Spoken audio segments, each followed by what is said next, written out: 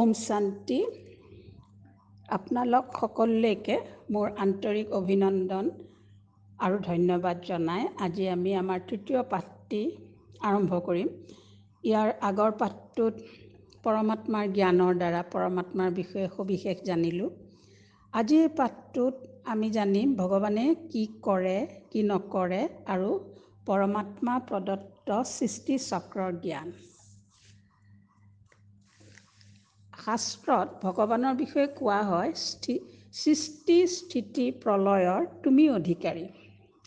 কিন্তু ইয়াৰ প্ৰকৃত অৰ্থটো মানুহে অন্যফালে পোনায়। এতিয়া আমি পৰমাত্মাই দিয়া জ্ঞানৰ পৰা ইয়াৰ আচল অৰ্থটো বুজিবলৈ সমৰ্থ হ'লোঁ। সৃষ্টি স্থিতি প্ৰলয়ৰ সৃষ্টিৰ অৰ্থ হৈছে সত্যযুগক ৰচনা কৰা, স্থিতিৰ অৰ্থ হৈছে স্বৰ্গ আৰু সত্য আৰু ত্ৰেতা, স্বৰ্গ অৰ্থাৎ সত্য আৰু ত্ৰেতা যুগক পালন কৰা, আৰু প্ৰলয়ৰ অৰ্থ হৈছে কলিযুগী পাপী পৃথিৱীখনৰ বিনাশ কৰা। পৰমাত্মাৰ এই প্ৰধান কামকেইটাৰ বিষয়ে ইয়াৰ আগৰ পাঠটোত কোৱা হ'ল, কিন্তু মানুহে ইয়াৰ অৰ্থ কিভাৱে লয় আৰু তাৰ ফলত কেনেকৈ ভগৱানৰ কৰ্তব্যৰ প্ৰতি মানুহৰ ধাৰণা ভুল হৈ যায় তাৰ বিষয়ে আজি পৰমাত্মাই দিয়া জ্ঞানৰ আধাৰত কোৱা হ'ব। মানুহে সৃষ্টি স্থিতি প্ৰলয়ৰ অৰ্থটো এনেকৈ লৈছে। যেতিয়া সন্তান জন্ম হয় মানুহে কয় ভগৱানে দিছে, অৰ্থাৎ এই ক্ষেত্ৰত ভগৱান সৃষ্টিকৰ্তা। সেইদৰে এই পৃথিৱীত যিমানবোৰ গছ গছনি জীৱ জন্তু আছে সেই সকলোবোৰ ভগৱানে সৃষ্টি কৰিছে বুলি কয়। সেইবাবে মানুহে তেওঁক জন্মদাতা, লৰ্ড ক্ৰিয়েটৰ বুলি কয়। আকাশত ডাৱৰ গোট খোৱা, বৰষুণ দিয়া, সূৰ্যই ৰ'দ দিয়া, এই কামবোৰো মানুহে ভগৱানে কৰায় বুলি ভাবে। মানুহে ভগৱানক স্ৰষ্টা বোলে, কাৰণ মানুহে ভাবে জান জুৰি পৰ্বত পাহাৰ গছ গছনি পশু পক্ষী জীৱ জন্তু আৰু মানুহকে ধৰি সমস্ত বিশ্ব ব্ৰহ্মাণ্ডৰ ভগৱানে সৃষ্টি কৰিছে। যেতিয়া এনেধৰণৰ কথাবোৰ কোৱা হয় তেতিয়া যদি আমি নিজ যুক্তিৰে এই কথাবোৰ চালি জাৰি চাওঁ তেতিয়া আমি প্ৰকৃত সত্যটো জানিব পাৰিম। এতিয়া এই কথাবোৰ চালি জাৰি চাবলৈ আমাক বিজ্ঞানৰ সহায় লাগিব। বিজ্ঞানে আমাক বহুত সত্য শিকাইছে। চিকিৎসা বিজ্ঞানে, মেডিকেল চায়েন্সে ভালকৈ বুজাই ক'ব পাৰে সন্তান এটা মাতৃ গৰ্ভত কিয় কেনেকৈ স্থিত হয়। ইয়াৰ কাৰণ হ'ল মাক বাপেকৰ কাম পবিত্ৰী, ছেক্সুৱেল ইণ্ডালজেঞ্চ, যিটোক সাধু সন্যাসী এটা পাপ কৰ্ম, এটা ৰিপু বুলি সংসাৰ ত্যাগ কৰি ইয়াৰ পৰা আঁতৰত থাকে আৰু ব্ৰহ্মচৰ্য পালন কৰে। গতিকে সন্তান সৃষ্টি কৰা কাৰ্যটো ভগৱানৰ নহয়। ঠিক সেইদৰে বিজ্ঞানে আমাক শিকাইছে ডাৱৰ কেনেকৈ সৃষ্টি হয়, বৰষুণ কিয় দিয়ে। সূৰ্যৰ তাপত নদ নদী সাগৰৰ পানীভাগ ভাপ হৈ আকাশৰ ওপৰলৈ গৈ ডাৱৰৰ সৃষ্টি কৰে আৰু ডাৱৰ চেঁচা হৈ গোট মাৰি পানীৰ টোপালৰ সৃষ্টি কৰে, যি গধুৰ হোৱাৰ বাবে বৰষুণৰ আকাৰত মাটিত পৰেহি। বিজ্ঞানে আমাক শিকালে দিন ৰাতি বছৰ সূৰ্যোদয় সূৰ্যাস্ত এই সকলোবোৰ পৃথিৱীৰ আহ্নিক গতি আৰু বাৰ্ষিক গতিৰ ফলত হয়। চন্দ্ৰ আদি উপগ্ৰহবোৰ পৃথিৱী আদি গ্ৰহৰ চাৰিওফালে আৰু পৃথিৱী আদি গ্ৰহ, সূৰ্য আদি নক্ষত্ৰৰ চাৰিওফালে অবিৰাম নিজ নিজ কক্ষত ঘূৰি থকাৰ উপৰিও নিজ নিজ মেৰুদণ্ডত ঘূৰি থকাৰ ফলস্বৰূপে দিন ৰাতি মাহ বছৰ, পূৰ্ণিমা অমাৱস্যা, সূৰ্যোদয় সূৰ্যাস্ত আদি এই সকলোবিলাক হয়। বিজ্ঞানৰ দ্বাৰা জানিব পাৰিলোঁ এই কাৰ্যবোৰ মধ্যাকৰ্ষণ, মহাকৰ্ষণ, চুম্বক শক্তি আদি প্ৰকৃতিৰ শক্তিবোৰ মিলি কৰাই থাকে। ইয়াত ভগৱানৰ কোনো হাত নাই। এই কাৰ্যবোৰ অনাদি অনন্ত ৰূপত হৈ থকা এক চিৰন্তন সত্য। বিজ্ঞানে আমাক এই সকলোবোৰ কথাৰ শুদ্ধ জ্ঞান, ৰাইট আণ্ডাৰষ্টেণ্ডিং দিছে। কিন্তু বিজ্ঞান গৈ য'ত ৰৈ যায় তাৰ পৰা আধ্যাত্মিকতাই লৈ যায়।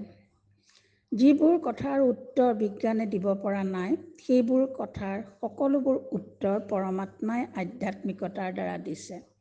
যেনে পৃথিৱী বা বিশ্ব ব্ৰহ্মাণ্ডৰ সৃষ্টিৰ ক্ষেত্ৰত বিজ্ঞানে যিবোৰ সূত্ৰ উলিয়ালে, সেইবোৰ এটাও দোষমুক্ত নহয়।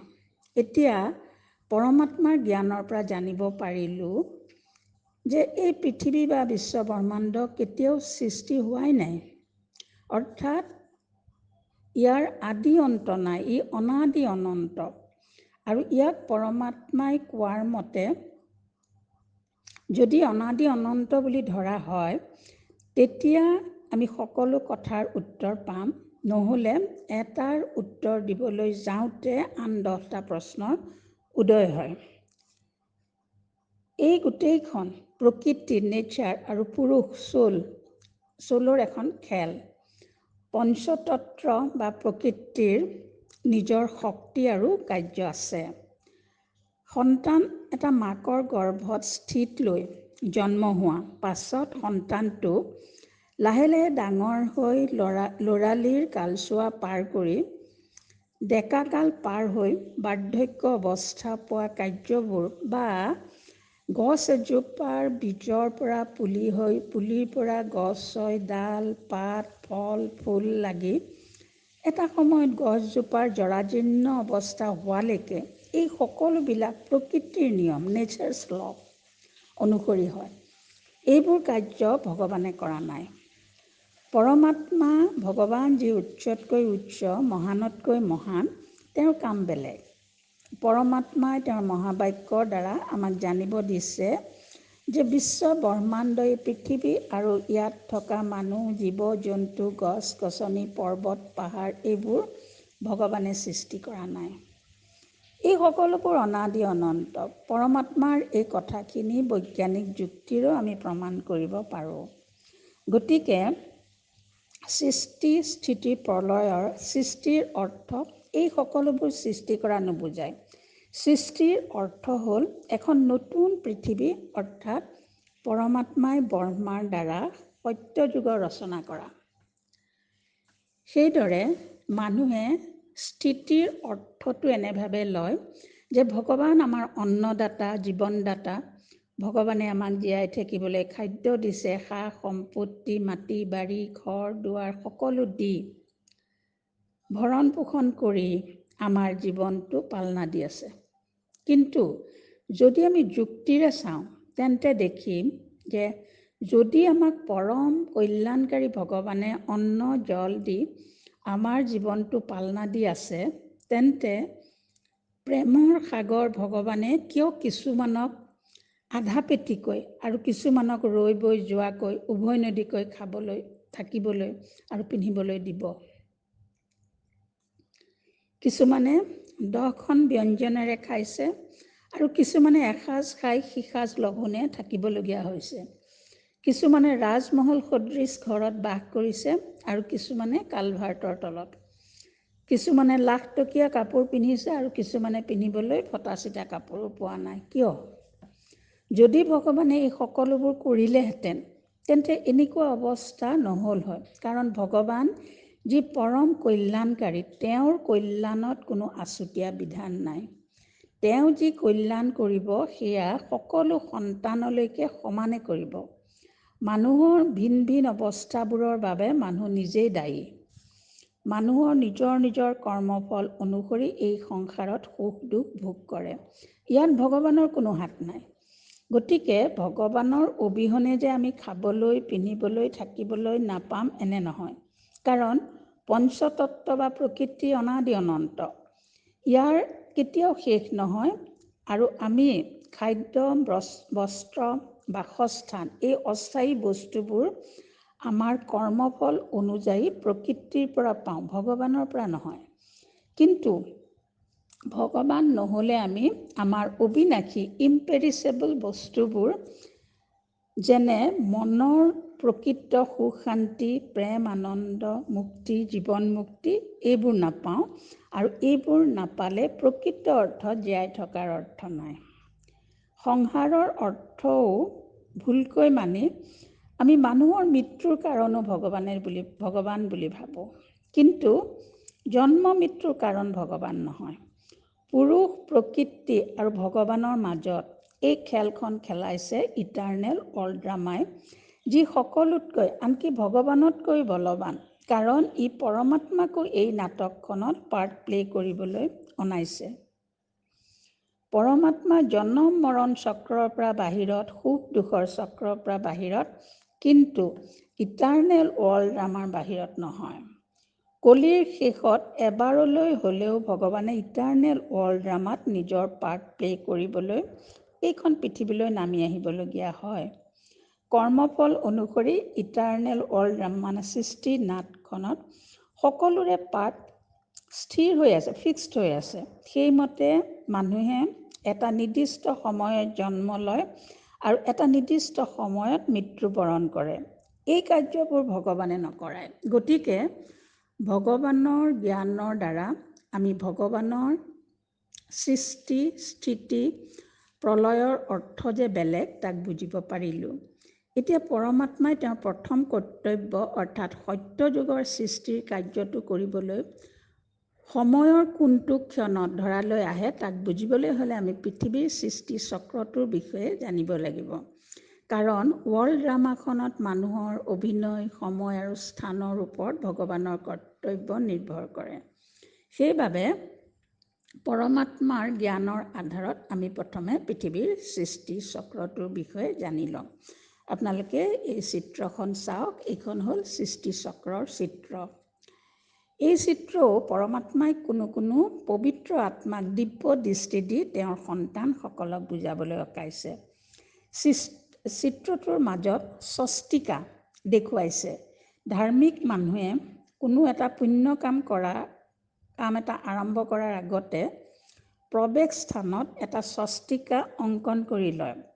কোনোৱে ঘৰৰ বাহিৰত স্থায়ীভাৱে এটা স্বস্তিকা আঁকি থয়। তেওঁলোকে এইটো এটা মাংগলিক চিহ্ন বুলি অংকন কৰে। প্ৰকৃততে স্বস্তিকাই সময়ৰ এটা চক্ৰ বুজায়। ইয়াত সময়ৰ 4টা ভাগ দেখুৱাইছে। প্ৰথম ভাগটোৱে সত্যযুগক বুজাইছে। ইয়াত স্বস্তিকাৰ বাহুডাল সোঁফালে মুখ কৰি আছে। সোঁৰ অৰ্থ শুদ্ধ বা ভাল। সত্যযুগত আদি সনাতন দেৱী দেৱতাৰ মানুহখিনি সম্পূৰ্ণ পবিত্ৰ আৰু শুদ্ধ আছিল। তেওঁলোকৰ স্বভাৱ চৰিত্ৰ দিব্য গুণেৰে ভৰপূৰ আছিলে। সেই সময়ত 100% সুখ শান্তি সমৃদ্ধি আছিলে।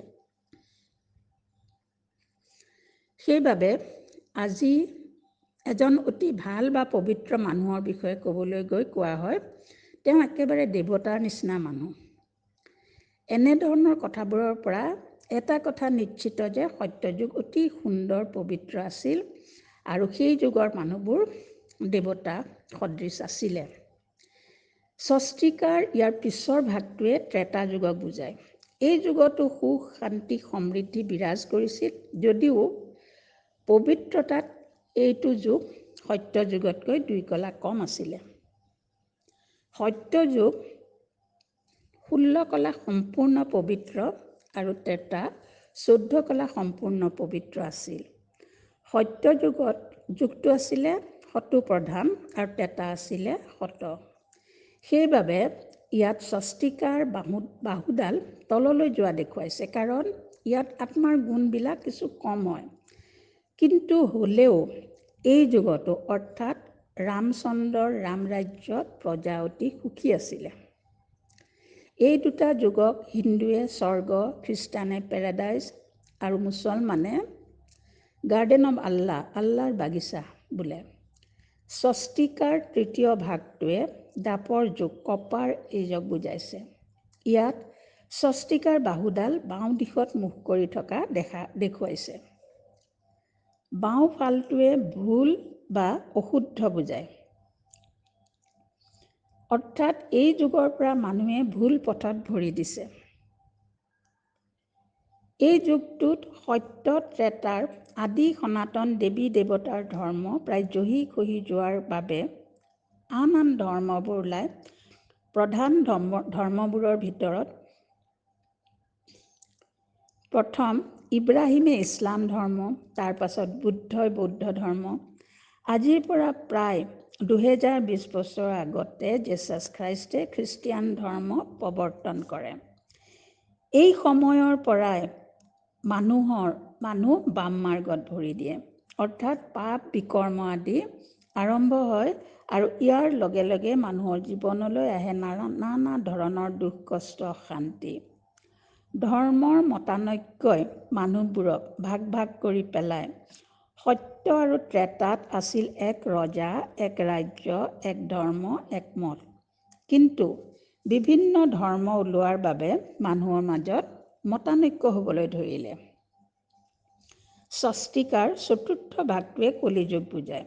এই যুগত মানুহৰ মাজত পঞ্চৰিপুৱে বেছিকৈ শিপা মেলে আৰু পৃথিৱীখন দুখ কষ্ট অশান্তিৰে ভৰি পৰে। দাপৰত আৰম্ভ হোৱা পাপ বিকৰ্ম দুখ অশান্তিবোৰ কলিত দিনে দিনে বাঢ়ি যাবলৈ ধৰে। সেইবাবে স্বস্তিকাৰ চতুৰ্থ বাহুডাল বাওঁফালৰ পৰা ওপৰলৈ যোৱা দেখুৱাইছে, অৰ্থাৎ পাপ বিকৰ্মৰ অশুদ্ধ পথটো অতিলৈ গতি কৰিছে। ধৰ্মৰ নানা ধৰণৰ ব্যভিচাৰ আৰু গ্লানি হয়। এই সময়টোত মানুহৰ স্বভাৱ সম্পূৰ্ণৰূপে তমগুণী হৈ পৰে।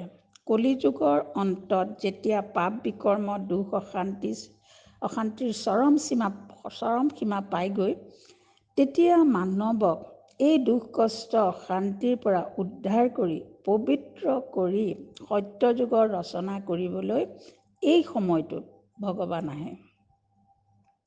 স্বয়ং ভগৱান যি জন্ম মৃত্যু সুখ দুখৰ চক্ৰলৈ নাহে, তেওঁ ইটাৰনেল ৱৰ্ল্ড ড্ৰামা সৃষ্টিৰ নাটখনৰ মতে কলিযুগৰ শেষত কলি আৰু সত্যৰ মাজত থকা 100 বছৰীয়া সংগম যুগত এই পৃথিৱীলৈ আহি পাপী আত্মাবোৰক পবিত্ৰ কৰি আদি সনাতন দেৱী দেৱতাৰ ধৰ্ম, যি কলিৰ শেষত জহি খহি নাইকিয়া হৈ গৈছে, তাক পুনৰ স্থাপন কৰি সত্যযুগৰ ৰচনা কৰে। মানুহৰ মনৰ পৰা পঞ্চৰিপু আঁতৰাই দিব্যগুণ ভৰাই, অৰ্থাৎ মানুহক নৰৰ পৰা নাৰায়ণ কৰা কামটো একমাত্ৰ পৰমাত্মাৰ বাহিৰে অন্য কোনোৱে কৰাটো সম্ভৱপৰ নহয়। পাপীক পবিত্ৰ কৰে বাবে ভগৱানক পতিত পাৱন বোলা হয়। এই কাম পৰমাত্মাই দিব্য জ্ঞান আৰু ৰাজযোগ মেডিটেশ্যন শিকাই সম্পূৰ্ণ কৰে।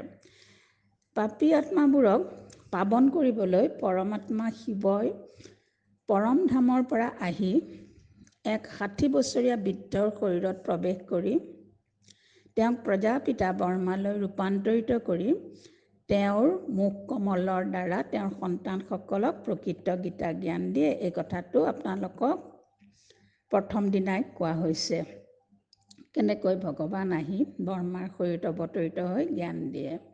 আত্মাৰ এই নৈতিক পুনৰ গঠন, মৰেল ৰিকনষ্ট্ৰাকশ্যনৰ কাম পৰমাত্মাই প্ৰজাপিতা ব্ৰহ্মা আৰু ব্ৰহ্মাৰ মুখ বংশাৱলী পৰমাত্মাৰ বাৰ্মীণ সন্তানসকল ব্ৰহ্মা কুমাৰ কুমাৰীসকলৰ দ্বাৰা কৰাই আহিছে। শাস্ত্ৰত ব্ৰহ্মাৰ অনেক হাত দেখুৱায় আৰু এই হাতবোৰত কিতাপ থকা দেখুৱায়। ব্ৰহ্মাৰ হাতবিলাক হৈছে বাৰ্মীণ সন্তানসকল আৰু কিতাপবিলাক হৈছে জ্ঞান। ইয়াৰ অৰ্থ হ'ল ব্ৰহ্মা আৰু বাৰ্মীণ সন্তানসকলে পৃথিৱীত চাৰিওফালে জ্ঞান বিতৰণ কৰি আছে। এই হৈছে পৰমাত্মাৰ সৃষ্টিৰ প্ৰকৃত অৰ্থ, যাৰ বাবে তেওঁক স্ৰষ্টা বোলা হয়। আত্মাৰ নৈতিক পুনৰ গঠন অৰ্থাৎ সত্যযুগ ৰচনাৰ কাম সম্পূৰ্ণ হোৱাৰ লগে লগে পৰমাত্মাই তেওঁৰ দ্বাৰা ৰচিত দেৱতা শংকৰৰ হতুৱাই কলিযুগী আসুৰিক পৃথিৱীখন ধ্বংস কৰায়। সেয়াই হৈছে সৃষ্টি স্থিতি প্ৰলয়ৰ প্ৰকৃত অৰ্থ। আমি নাজানিছিলোঁ কলিযুগী পৃথিৱীখন ধ্বংস হোৱাৰ পাছত সকলো আত্মা কলৈ যাব, ক'ত থাকিব। এতিয়া পৰমাত্মাৰ মহাজ্ঞানৰ পৰা জানিব পাৰিছোঁ, কলিৰ শেষত সকলো আত্মাক মুক্তি দিবলৈ পৰমাত্মাই পৰমধাম বা মুক্তিধামলৈ নিব। সকলো আত্মাক মুক্তি দিয়ে বাবে ভগৱানৰ এটা নাম মুক্তেশ্বৰ। এইদৰে পৰমাত্মাই প্ৰজাপিতা ব্ৰহ্মাৰ হতুৱাই সত্যযুগৰ ৰচনা কৰায় আৰু শংকৰৰ দ্বাৰা কলিযুগী পৃথিৱীখন ধ্বংস কৰায়। এতিয়া পৰমাত্মাই বিষ্ণুৰ দ্বাৰা সত্য আৰু ত্ৰেতা যুগৰ পালনা কৰায়। বোলা এই যে কয় বিষ্ণুৰ দ্বাৰা সত্য আৰু ত্ৰেতা যুগৰ পালনা কৰায়, এই কথাষাৰৰ অৰ্থ কি? গীতাটো কৈছে মন্মনা ভৱ আৰু মধ্যাজী ভৱ। ইয়াৰ অৰ্থ হৈছে নিৰন্তৰভাৱে পৰমাত্মাক স্মৰণ কৰা আৰু স্বৰ্গ সুখ অৰ্থাৎ সত্য আৰু ত্ৰেতাৰ 21 জন্মৰ সুখ শান্তি সমৃদ্ধি লাভ কৰা। কিন্তু এই স্বৰ্গ সুখ লাভ কৰিবলৈ হ'লে বিষ্ণুৰ নিচিনা হ'ব লাগিব। বিষ্ণুৰ হাত 4খন দেখুৱায়। ইয়াৰ 2খন হাত নাৰায়ণৰ, 2খন হাত লক্ষ্মীৰ বুজাইছে। বিষ্ণুৰ ৰূপটো হৈছে লক্ষ্মী নাৰায়ণৰ যুগ্ম ৰূপ। বিষ্ণুৰ মূৰত 2টা মুকুট দেখুৱায়, এটা পোহৰৰ, ই শান্তি আৰু পবিত্ৰতাৰ প্ৰতীক, আনটো মণি মুকুতা সোণৰূপ খচিত, ই শক্তি আৰু সমৃদ্ধিৰ প্ৰতীক। বিষ্ণুৰ 4খন হাতত শংখ চক্ৰ গদা পদ্ম থাকে। ইয়াত শংখই পিউৰিটি অফ স্পীচ অৰ্থাৎ বাক্যৰ পবিত্ৰতা আৰু বচনৰ মধুৰতাৰে দিয়া জ্ঞানৰ কথা কৈছে। চক্ৰটোক সুদৰ্শন চক্ৰ বোলে। ই স্বদৰ্শন আৰু সৃষ্টি চক্ৰৰ জ্ঞানৰ দৰ্শন কৰা বুজায়, অৰ্থাৎ নিজক জনা, পৰমাত্মাক জনা আৰু সৃষ্টি চক্ৰৰ আদি মধ্য অন্তক জনা। আৰু এই জ্ঞানখিনি নিজৰ ভিতৰত মনন চিন্তন বিচাৰ সাগৰ মন্থন কৰা, ঘূৰাই থকা স্বদৰ্শন চক্ৰৰ দৰে। গদাডাল ভীমৰ গদাডালৰ দৰে কাৰোবাৰ লগত যুদ্ধ কৰিবলৈ উদ্যত হৈ থকা অৱস্থাত দেখুওৱা নাই। বিষ্ণুৰ গদাডাল তললৈ মূৰ কৰি স্থিৰ হৈ থকা অৱস্থাটোৱে পঞ্চবিকাৰৰ ওপৰত বিজয় প্ৰাপ্ত হোৱা বুজায়। পদ্ম অৰ্থাৎ বিষ্ণুৰ 4খন হাতত পদুম ফুল পাহে বোকাৰ মাজত থাকিও পদুম ফুল পাহে যেনেকৈ নিজৰ গাত বোকা নলগাকৈ বোকাৰ পৰা ওপৰত থাকে, ঠিক তেনেকৈয়ে বিষ্ণুৰ হাতত থকা এই পদুম ফুল পাহে আমাক সংসাৰৰ পাপ বিকৰ্মৰ মাজত থাকিও এইবোৰৰ পৰা আঁতৰত থাকি পবিত্ৰ হৈ থাকিবলৈ কৈছে। বিষ্ণুৰ এই ৰূপটোৰ দ্বাৰা পৰমাত্মাই সকলোকে ইয়াকে বুজাইছে যে আমি যদি বিষ্ণুৰ এই ৰূপটোক প্ৰতীক কৰি আগবাঢ়ো, তেন্তে আমি নৰৰ পৰা নাৰায়ণ অৰ্থাৎ 2টা মুকুটধাৰী দেৱতা হ'ব পাৰিম আৰু শুদ্ধ পবিত্ৰ দিব্য কাম কৰিবলৈ সমৰ্থবান হ'ম সত্যযুগ সত্য ত্ৰেতাত। সেইবাবে বিষ্ণুক আমি আমাৰ লক্ষ্য কৰি লওঁ যদি, তেন্তে আমি সত্য আৰু ত্ৰেতা যুগৰ 21 জন্মৰ সুখ শান্তি আৰু সমৃদ্ধি লাভ কৰিব পাৰিম। ইয়াকে কৈছে বিষ্ণুৰ দ্বাৰা পালনা। বিষ্ণুৰ গুণখিনিয়ে সত্য আৰু ত্ৰেতা এই 2টা যুগক পালনা দি থাকে। এই 2টা যুগৰ মানুহৰ মনত শান্তি, বাক্যত পবিত্ৰতা, বচনত মধুৰতা আৰু কৰ্মত স্থিৰতা থাকে। যিহেতু আত্মা এক শক্তি, এনাৰ্জি, গতিকে মুঠ আত্মা যিমান সিমানেই থাকিব। শক্তি কেতিয়াও ধ্বংসও নহয় বা নতুনকৈ সৃষ্টি নহয়। শক্তি যেনেকৈ এটা এনাৰ্জি যেনেকৈ এটা অৱস্থাৰ পৰা অন্য অৱস্থালৈ কেৱল ৰূপান্তৰিত হয়, ঠিক সেইদৰে আত্মাও সত ৰজ তম এই অৱস্থাকেইটাৰ এটাৰ পৰা আনটালৈ পৰিৱৰ্তন হ'ব। মুঠ যদি আত্মাৰ সংখ্যা এতিয়াতো 700 কিমান কোটি, বিনাশলৈকে 800 কোটি হ'বগৈ সেই বুলি ভাবিছোঁ। গতিকে সেই 800 কোটি যিমান আছে মুঠ আত্মাৰ সংখ্যাটো কেতিয়াও কম নহয়, সিমানেই থাকিব। একেখিনি আত্মাই বেলেগ বেলেগ জন্মত নিজৰ নিজৰ পাৰ্ট প্লে কৰেহি। বিভিন্ন আত্মাৰ বিভিন্ন জন্মৰ বিভিন্ন পাৰ্টবোৰ পুংখানুপুংখানুভাৱে প্ৰতি মুহূৰ্তৰ হিচাপত এই জ্যোতিবিন্দু স্বৰূপ আত্মাটোত নিবদ্ধ ফিক্সড হৈ থাকে। যেনেকৈ কেছেট এটাত বা গ্ৰামোফোন ৰেকৰ্ড এখনত এটা গান বা নাটক এখন ৰেকৰ্ড হৈ থাকে। ভিডিঅ' CD মানে কম্পেক্ট ডিস্ক এখনত চিনেমা এখনৰ কাহিনীটো ৰেকৰ্ড হৈ থাকে আৰু যেতিয়াই বজোৱা যায় বা চোৱা হয় একেখিনি কথাকে শুনিবলৈ বা দেখিবলৈ পোৱা যায়। ঠিক সেইদৰে আত্মাত আমাৰ 84 জনমৰ বিভিন্ন পাৰ্টবোৰ প্ৰতিটো মুহূৰ্তৰ কথা নিবদ্ধ হৈ থাকে আৰু সেইমতে আমি বিভিন্ন জনমৰ অভিনয়বোৰ কৰি যাওঁ। এইবোৰ ফিক্সড, একেখিনিয়ে যিমানবাৰ আমি জন্ম ল'ম সেই জন্মটোৰ একেখিনি অভিনয় আমি কৰিম। পৃথিৱীত এইটোতকৈ আশ্চৰ্যকৰ কথা একোৱেই হ'ব নোৱাৰে। সত্য, ত্ৰেতা, দ্বাপৰ, কলি প্ৰতিটো যুগৰ সময় হৈছে 1250 বছৰ আৰু এটা কল্প 1250 পূৰণ 4 সমান 5000 বছৰ। কলিৰ অন্তত বৰ্তমান চলি থকা যুগটো হৈছে কলিৰ 1250 বছৰৰ শেষৰ 100 বছৰীয়া সংগম যুগ।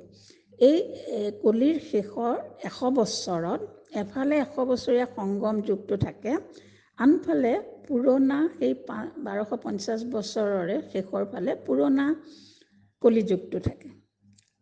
এটা কল্পৰ সময়সীমা যে 5000 বছৰ, যি সত্য আমি পৰমাত্মাৰ জ্ঞানৰ পৰা জানিব পাৰিছোঁ, সেই কথা কিন্তু হিন্দু ধৰ্ম, বুৰঞ্জী বা বিজ্ঞানে মানিব নোখোজে। কিয় মানিব নোখোজে? ভুলটো কাৰ, কোনখিনিত? আমি অলপ বিশ্লেষণ কৰি চাওঁ আহক। প্ৰথমতে ধৰ্মৰ কথালৈ আহোঁ। হিন্দু ধৰ্মৰ মতে কলিতকৈ দ্বাপৰৰ সময় 2 গুণ, ত্ৰেতাৰ সময় 3 গুণ, সত্যৰ 4 গুণ আৰু এই গোটেইকেইটা যুগ মিলি এটা কল্পৰ সময়সীমা হিন্দু শাস্ত্ৰৰ মতে 45 লাখ বছৰ আৰু শাস্ত্ৰৰ মতে কলিযুগ শেষ হ'বলৈ এতিয়াও 40,000 বছৰ বাকী আছে, যিটো সত্য নহয়। এই হিচাপটো শাস্ত্ৰই কেনেকৈ পালে? তাক বিশ্লেষণ কৰাত গম পোৱা গ'ল ভুলটো কোনখিনিত হ'ল। প্ৰথম কথাটো হ'ল, শাস্ত্ৰই যি কলিতকৈ 1 গুণ 2 গুণৰ হিচাপ কৰিলে সেয়া প্ৰকৃততে সময়ৰ হিচাপ নাছিল, ধৰ্মৰ হিচাপ আছিলে। মনুস্মৃতিত লিখিছে যে সত্য যুগত ধৰ্মৰ সম্পূৰ্ণ 4 ভাগ আছিলে, ত্ৰেতাত 3 ভাগ, দ্বাপৰত 2 ভাগ আৰু কলিত 1 ভাগ। ধৰ্মৰ এই ভাগকেইটাক পিছত সময়ৰ ভাগ বুলি ধৰি লৈ যুগ আৰু কল্পৰ সময়ৰ হিচাপ উলিয়ালে। এটা ভুল সেইটো হ'ল। দ্বিতীয়তে, দ্বাপৰত যেতিয়া মানুহে পাপ বিকৰ্ম কৰিবলৈ ল'লে তেতিয়াৰে পৰা মানুহৰ দুখ অশান্তিবোৰ আৰম্ভ হ'ল। এইবোৰৰ পৰা পৰিত্ৰাণ পাবলৈ মানুহে তপ, জপ, যাগ, যজ্ঞ কৰিবলৈ ধৰিলে। কিন্তু এইবোৰৰ কোনো এটাইও মানুহৰ মনলৈ স্থায়ী শান্তি আনিব নোৱাৰিলে। তেতিয়া কিছুমান মানুহে শান্তি বিচাৰি ভগৱানৰ সন্ধানত পৃথিৱীৰ 4 দিশে যাত্ৰা কৰিলে। তাৰে কিছুমানে মেৰু অঞ্চল পালেগৈ, সুমেৰু কুমেৰু। মেৰু অঞ্চলত 6 মাহ দিন 6 মাহ ৰাতি আৰু 12 মাহত আমাৰ এদিন হয়। মেৰু অঞ্চলৰ বৰফেৰে ভৰা বেলেগ ভৌগোলিক পৰিৱেশ আৰু অপৰূপ সৌন্দৰ্য দেখি পেলাই মানুহে সেইখন কোনোবা দেৱতাৰ স্থান বা ভগৱানৰ স্থান বুলি ভাবিলে আৰু এই দীঘলীয়া দিন ৰাতিক, অৰ্থাৎ 12 মাহত তাত এটা দিন হয়, 6 মাহত এটা দিন এটা ৰাতি, মানে 24 ঘণ্টাটো 12 মাহত হয়। আমাৰ 12 মাহত তেওঁলোকৰ এটা দিন ৰাতি।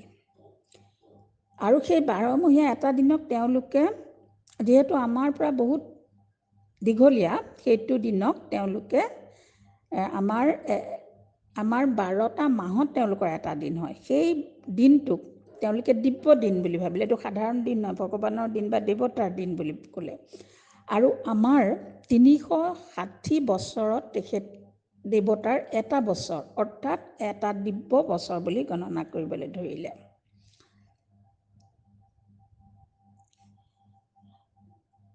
আৰু সেইকাৰণে তেওঁলোকৰ কি হ'ল, ব্যাখ্যা কৰোঁতে তেওঁলোকে কি কৰিলে, এই দিব্য বৰ্ষ উলিয়াই যুগৰ আৰু কল্পৰ সময়সীমা ইমান দীঘলীয়া কৰি পেলালে।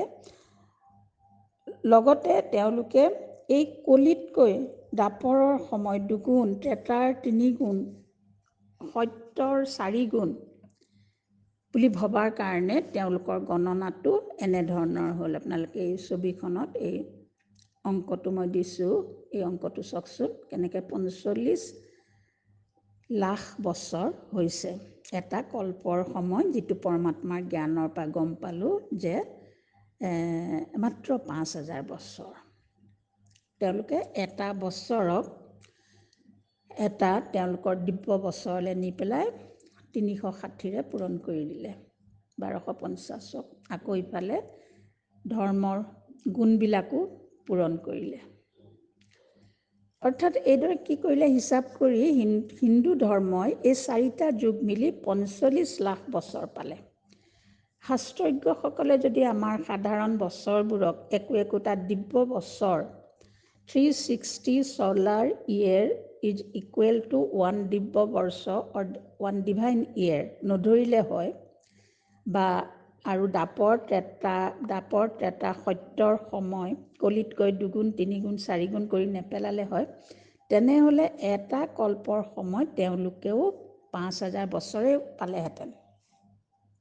এতিয়া আমি বিজ্ঞানৰ ক্ষেত্ৰলৈ আহোঁ। পৰমাত্মাৰ পৰা প্ৰাপ্ত হোৱা জ্ঞানৰ পৰা জানিব পৰা সৃষ্টি চক্ৰৰ বা এটা কল্পৰ সময় যে 5000 বছৰ, তাৰ বিষয়ে বিজ্ঞানৰ অলপ ভুল বুজাবুজি এটা হৈ আছে, যাৰ বাবে এই কথাটো মানি ল'ব পৰা নাই যে এটা কল্পৰ সময়সীমা মাত্ৰ 5000 বছৰ।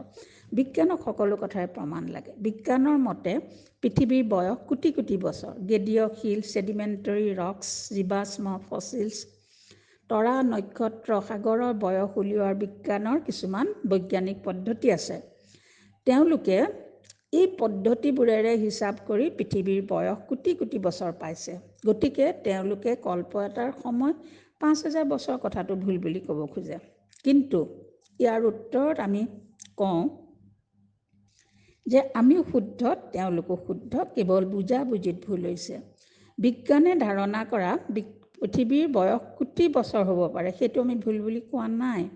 পৰমাত্মাই তেওঁৰ মহাজ্ঞানৰ দ্বাৰা কোৱা নাই যে 5000 বছৰীয়া কল্প এটা শেষ হোৱাৰ লগে লগে পৃথিৱীখন ছাৰখাৰ হৈ নাইকিয়া হৈ যাব। পৃথিৱীখনৰ শিল, পাথৰ, মাটি, পানী এই পৃথিৱীতে থাকিব। পৃথিৱীৰ চন্দ্ৰ, সূৰ্য একেদৰে থাকিব। এইবোৰৰ সৃষ্টি অনাদি, অনন্ত, অবিনাশী, অৰ্থাৎ যাৰ আদিও নাই, অন্তও নাই আৰু ধ্বংসও নাই। এটা কল্পৰ অন্তত পৃথিৱীৰ ভৌগোলিক পৰিৱেশৰ পৰিৱৰ্তন হ'ব, তল ওপৰ হ'ব, কিন্তু পৃথিৱীখন একেবাৰে নাইকিয়া হৈ নাযায়। অবিৰাম গতিত দিন ৰাতি হৈ থকাৰ দৰে কল্পবোৰো অবিৰাম গতিত ঘূৰি থাকিব। সেইবাবে বিজ্ঞানে যি পৃথিৱীৰ বয়স উলিয়াইছে, সেয়া যিমান কোটি বছৰে নহওক কিয়, সেই কথাৰ ওপৰত পৰমাত্মাই কোৱা কল্প এটাৰ সময়সীমা 5000 বছৰ, এই কথাটো নিৰ্ভৰশীল নহয়। অৰ্থাৎ বিজ্ঞানে উলিওৱা পৃথিৱীৰ বয়স বা পৃথিৱীখন কিমান পুৰণা, অৱশ্যে পৰমাত্মাৰ জ্ঞানৰ পৰা জনা গ'ল যে পৃথিৱী অনাদি, ইয়াৰ পৃথিৱীৰ বয়সৰ হিচাপ নাই, কেতিয়া আৰম্ভ হৈছে কোনেও ক'ব নোৱাৰে, অনাদি। আৰু কল্প এটাৰ সময়সীমা দুটা বেলেগ কথা, এটাৰ লগত সিটো নিৰ্ভৰশীল নহয়। পৰমাত্মাই কোৱা এটা কল্পৰ সময়ৰ বিষয়ে আমি বুৰঞ্জীয়ে ঢুকি পোৱা ঘটনা এটাৰ পৰা যুক্তিৰ এটা আভাস পাব পাৰোঁ। খ্ৰীষ্টান ধৰ্ম প্ৰৱৰ্তন হোৱা আজি 2020 বছৰ হৈছে। এই 2020 বছৰত খ্ৰীষ্টান ধৰ্মৰ মানুহৰ সংখ্যা 100তকৈ ওপৰ, 120 কোটি নে 30 কোটিমান হৈছেগৈ। হিন্দু ধৰ্মই কোৱা মতে যদি সত্যযুগ আজিৰ পৰা 45 লাখ বছৰ আগতে হৈছিল, তেন্তে আজি আদি সনাতন দেৱী দেৱতাৰ ধৰ্ম, যাক এতিয়া সকলোৱে হিন্দু ধৰ্ম বুলি কয়, যিটো ধৰ্ম আদি ধৰ্ম, আটাইতকৈ প্ৰাচীন ধৰ্ম, সেই ধৰ্মৰ মানুহৰ সংখ্যা কিমান বেছি হ'ব লাগিছিল। সেই সংখ্যাৰ লগত এই ধৰ্মৰ বৰ্তমানৰ জনসংখ্যা একেবাৰে নিমিলে। আৰু সেই সংখ্যাৰ লগত আদি সনাতনৰ বহুত মানুহ বেলেগ ধৰ্মলৈ দীক্ষিত হৈ গৈছে, সেইবিলাকৰ সংখ্যাটো যোগ দিয়াৰ পাছতো নিমিলে। আনফালে যদি আমি পৰমাত্মাই কোৱা মতে চাওঁ যে সত্যযুগৰ আৰম্ভণিতে 9 লাখ মানুহ আছিল, সত্যযুগৰ শেষত এই সংখ্যা 2 কোটি হ'ল, আৰু তেতাৰ শেষত 33 কোটি, যাক আমি 33 কোটি দেৱী দেৱতা বুলি কওঁ, সেই 33 কোটি হ'লগৈ। তাৰ পৰা সেইখিনিলৈকে আমি বুৰঞ্জীয়ে ঢুকি নাপায়। 2500 বছৰ সত্য ত্ৰেতাৰ 2500 বছৰৰ কোনো বুৰঞ্জীৰ ডাটা নাই, মানে বুৰঞ্জীয়ে সেইখিনি বুৰঞ্জী প্ৰসিদ্ধ নহয়। সেইখিনিলৈকে পৰমাত্মাৰ জ্ঞানৰ পৰা গম পালোঁ যে মানুহৰ সংখ্যা, দেৱতাৰ সংখ্যা 33 কোটি হৈছিলে। তাৰ পৰা আমি বুৰঞ্জীয়ে ঢুকি পাইছে দাপৰ কলিক বুৰঞ্জীৰ মানে বুৰঞ্জীৰ পৰা বাহিৰত নহয়। বুৰঞ্জীয়ে জানে, দাপৰ কলিৰ সকলো কথা বুৰঞ্জীয়ে জানে, বুৰঞ্জীৰ ভিতৰত আছে। বুৰঞ্জীয়ে ঢুকি পোৱা, সেই বুৰঞ্জীয়ে ঢুকি পোৱা 2500 বছৰ, তাৰমানে দাপৰ আৰু কলিৰ জনসংখ্যা বৃদ্ধিৰ লগত যদি মিলাই চাওঁ তেন্তে আজিৰ জনসংখ্যাৰ হিচাপটো মিলি যায় পৰমাত্মাই কোৱাটোৰ মতে চালে। অৰ্থাৎ পৰমাত্মাই কোৱা এটা কল্পৰ সময়সীমা 5000 বছৰ ধৰিলেহে আজিৰ জনসংখ্যাৰ হিচাপ ওলাব। ধৰ্মই কোৱা মতে যদি কল্প এটাৰ সময় 45 লাখ বছৰ ধৰোঁ তেন্তে আজিৰ জনসংখ্যা যিটো হৈছে 750 কোটি, সেইটো 750 কোটিতকৈ কেইবা শ গুণ বেছি হ'ব লাগিব।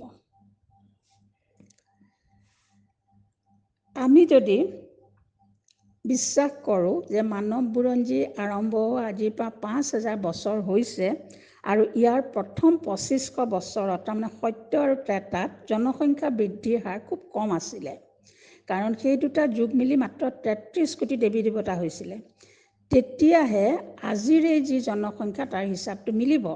আৰু যদি আমি বিশ্বাস কৰোঁ যে অদূৰ ভৱিষ্যতে এখন নিউক্লিয়াৰ যুদ্ধ হ'ব, বিনাশ, যাৰ ফলত পৃথিৱীৰ জনসংখ্যা 9 লাখলৈ নামিব, তেতিয়াহে আমি পৃথিৱীৰ জনসংখ্যা আদিতেই ইমান কম কেনেকৈ হ'ল তাৰ ব্যাখ্যা দিব পাৰিম।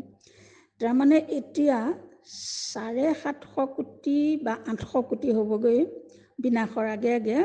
সেই 800 কোটি আত্মা হঠাতে 9 লাখলৈ কেনেকৈ নামিলে, সেইটোৰ এক্সপ্লেনেশ্যন মাত্ৰ এটাই পৰমাত্মাই দিয়া, যে এতিয়া বিনাশ হ'ব, বিনাশত যি প্ৰাকৃতিক উপদ্ৰৱ বা বিশ্বযুদ্ধ লাগিব, নিউক্লিয়াৰ ৱাৰ, এটমিক ৱাৰ যিবোৰ লাগিব, যিখন লাগিব, সেইখনতহে সেই 750 বা 800 কোটি মানুহ গৈ 9 লাখ হ'বগৈ পাৰিব। ওপৰৰ বিশ্লেষণখিনিৰ পৰা আমি এটা সিদ্ধান্তলৈ নিশ্চয় আহিব পাৰোঁ যে বিজ্ঞানে ঠাৱৰ কৰা পৃথিৱীৰ বয়সৰ লগত কল্প এটাৰ সময়সীমাৰ কোনো সম্বন্ধ নাই। আৰু হিন্দু ধৰ্মৰ শাস্ত্ৰত পণ্ডিতসকলে কোৱাৰ দৰে এটা কল্পৰ সময়সীমা লাখ লাখ বছৰ হ'ব নোৱাৰে। এটা কল্পৰ সময়সীমা পৰমাত্মাই কোৱা মতে 5000 বছৰ বুলি ধৰিলে সকলো কথাৰ ব্যাখ্যা কৰিব পৰা যায়। বিজ্ঞানে কোটি কোটি বছৰ কৈছে, কোটি কোটি বছৰ হ'ব পাৰে, কিন্তু বিজ্ঞানৰতো পৃথিৱীৰ হেৰিয়ে নাই, কিন্তু সেই কোটি কোটি বছৰত 5000 বছৰ কল্পটো অসংখ্যবাৰ ঘূৰিয়ে আছে, একেটা কল্প ঘূৰি আছে। সেইকাৰণে আমি কৈছোঁ এই কল্পটোৰ বয়স বছৰ, সেইটো 5000 বছৰ। তাত পৃথিৱীখন কিমান বছৰ বিজ্ঞানে উলিয়াইছে, এই কল্পটোৰ বয়সৰ লগত কানেকশ্যন নাই। সেই কথাটোতে বিজ্ঞানৰ লগত অলপ ভুল বুজাবুজি হৈছে। ইয়াৰ দ্বাৰা মই যিমান পাৰিছোঁ মানে ভাবিছোঁ অকণমান এক্সপ্লেনেশ্যন এটা দিছোঁ।